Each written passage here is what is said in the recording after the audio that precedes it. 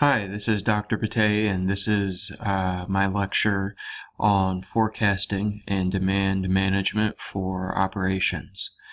When we think about forecasting, think about a couple of common activities in your life. For example, going out to dinner. What would you think about when it comes to forecasting for going out to dinner? How about, will the restaurant be crowded? Will there be a long wait? Will there be traffic? How long to get there? Will there be deals? You answered these questions through experience or research. Okay, typically historical experience. In forecasting, we use historical data to predict the likelihood that an event will occur in the future. As the restaurant manager, you may use forecasting to answer the following questions. How many gallons of soup do I make each day? How many labor hours are needed next week? I'm near capacity. Will demand grow? Should I invest in more square footage?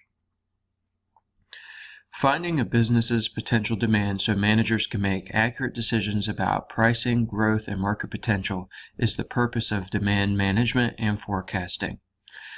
Pricing is very important. Okay, for example, is market demand for pizza high in a city with few competitors? Then you can price pizzas higher. You need to be able to know that. It's key to use historical data.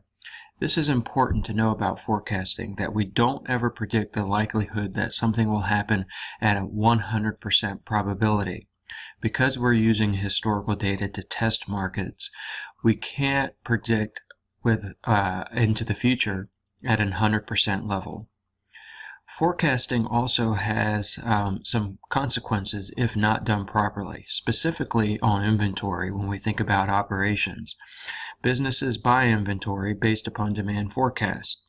So a grocery store may stock certain items during hurricane season based on last year's demand increases. If accurate demand forecasting isn't used, that grocery store risks purchasing too much or too little food. Expiration dates, too little, lost opportunities, lost customers, etc. When choosing a forecasting model, there is a wide array of models to use, both statistical and non-stats. The textbook focuses on a few of them that are relevant to operations, but we'll think about time horizon of the forecast. When we're choosing a model, we need to think, okay, well, what is the data availability? Are we looking to predict out into a year? Well, do we need to have a year's worth of data, 2 years worth of data from historical events? What do we actually have available? Okay, based upon the amount of data that we have available will dictate which model we use. What type of accuracy is required?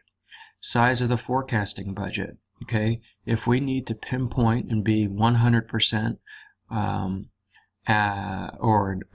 less than 100%, such as 99 or 95 or 90% accurate, okay, that's going to require us to collect a lot more data and employ very sophisticated forecasting techniques, all which requires money. If we have a low budget, then our accuracy required may need to be lowered quite a bit.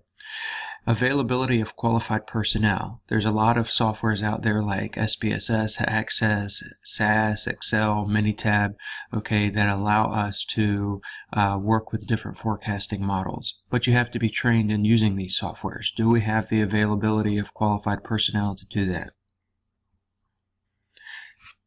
Going over some methods that we use in operations for forecasting, we'll start off with what I like to call the dumb approach, a forecasting technique which assumes that demand in the next period is equal to demand in the most recent period. I think you can see why we can't use this as an accurate forecasting model for anybody that has ever been in business. We'll take a look at the moving averages approach, the weighted moving average approach, and exponential smoothing in the solved problem demonstration. We'll also look at time series forecasting, which have components of average demand for a period of time, looking at trend lines and linear relationships, incorporate seasonal elements, random variation and chance events, and cyclical elements like political elections, war, and economic development.